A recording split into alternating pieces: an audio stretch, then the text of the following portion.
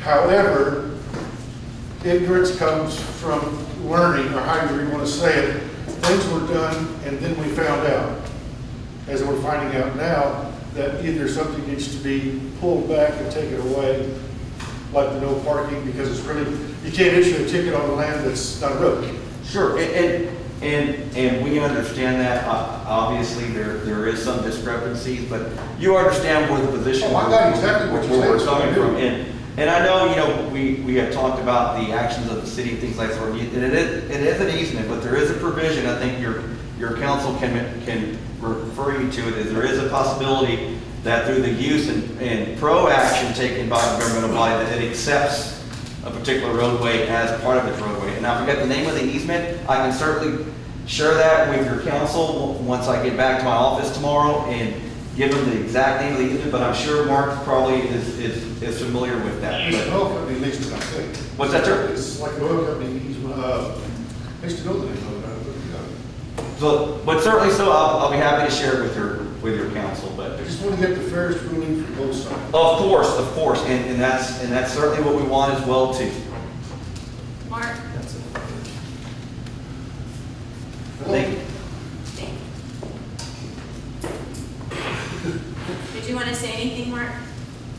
No, I appreciate it. I'm looking at the document that Mr. Rambo described earlier about the easement related to the sewer line. And it says that it's a grant from Mr. Wilson unto the property owners of property along the north side of Landis Drive. And for the free and uninterrupted use of the ability of laying a sewer line from their premises in and along the described real property in order that they may connect with the city sewer lines on Ackerman Road. So to the extent that property owners along Landis did lay a sewer line that connects to the city sewer line, that's permissible. And this painted block does have a boundary along Landis Drive. I'm assuming it's along the north side of Landis Drive. And even if the property address is on Ackerman Road, she has land. That lot does have a boundary along Landis Drive. This doesn't get to the heart of the issue, but it's simply a matter of looking at the documents. I don't think prolonging this discussion is going to yield much new information.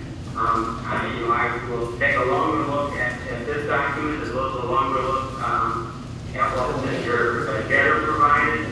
I'll see if I can get some context, even remotely, perhaps this evening, and then address it as much as I can tomorrow, over the weekend, and the early part of next week. And hopefully we'll get something determined as quickly as possible to kind of lay out what our conclusions are, or what our analysis is of the situation. All right, well, then we'll wait for you to review that and get with Monique, and then she can direct us when to bring it back. Thank you. Okay? All right, is there anything else before I hang up on you? Not from me, Mayor. Okay. Does anybody else have anything for Mark? Good All night, right. Mark. Good night, thank you. Good night, Mark. Thank you. Thank you, council.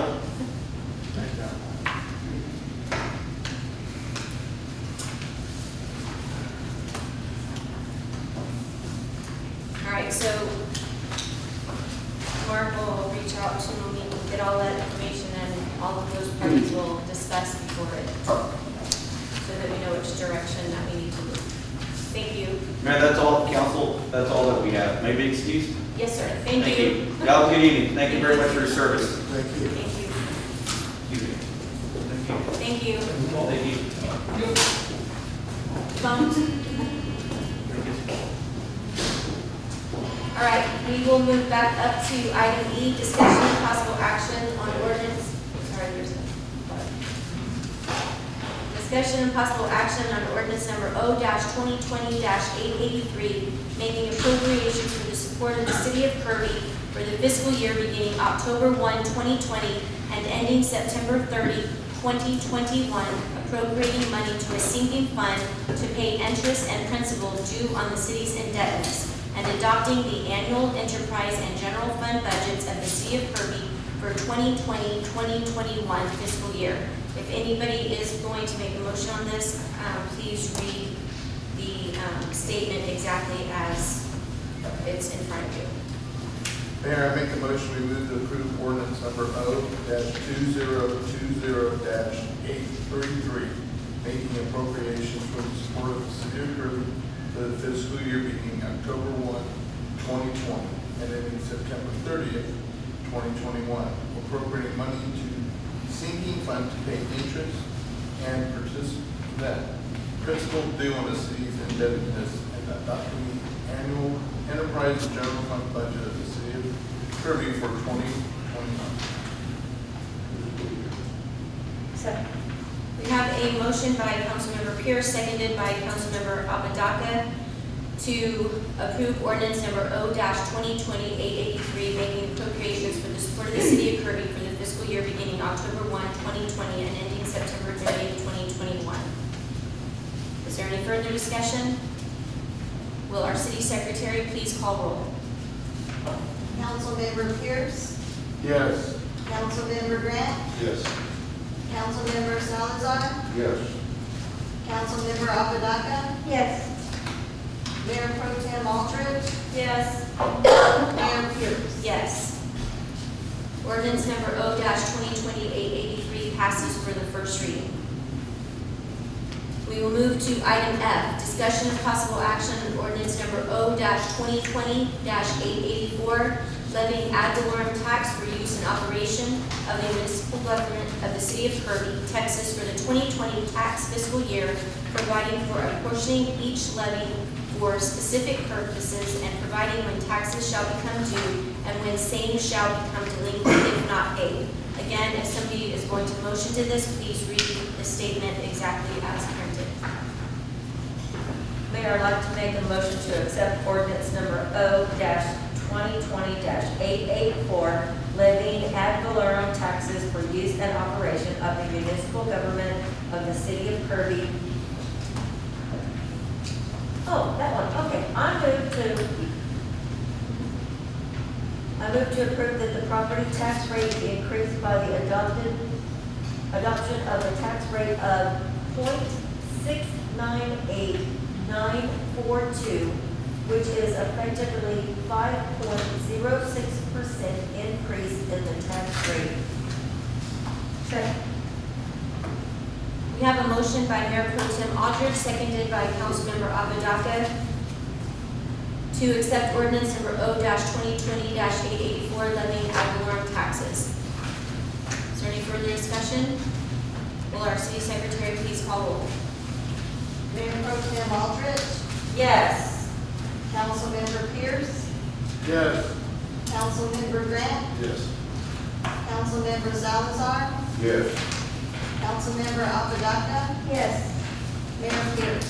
Yes. Ordinance number O-2020-884 passes for the first reading.